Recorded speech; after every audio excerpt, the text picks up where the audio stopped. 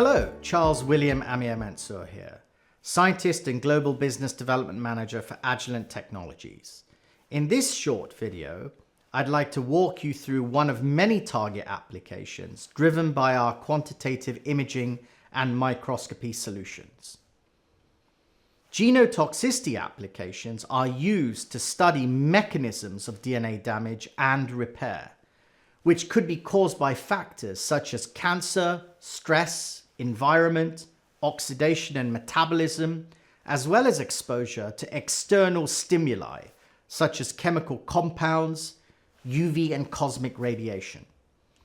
The COMET assay, or single-cell gel electrophoresis, is a direct measure of DNA damage.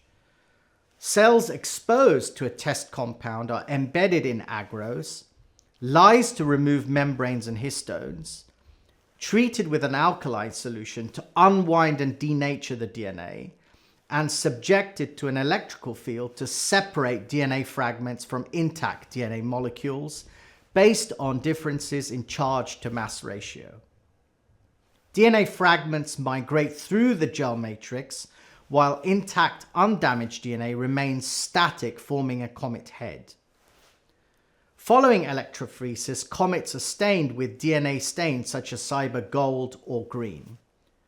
With the example shown here, COMET slides are imaged using the GFP channel at 2.5x or 4x magnification. Image analysis is performed where the GFP signal emanating from the COMET head is used to place primary object masks around the heads. A secondary mask is then established to extend from the primary mask to capture the COMET tail.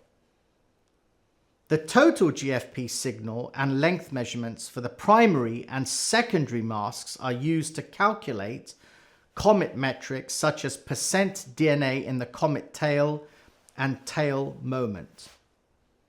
Thank you for taking the time to learn more about our application workflow.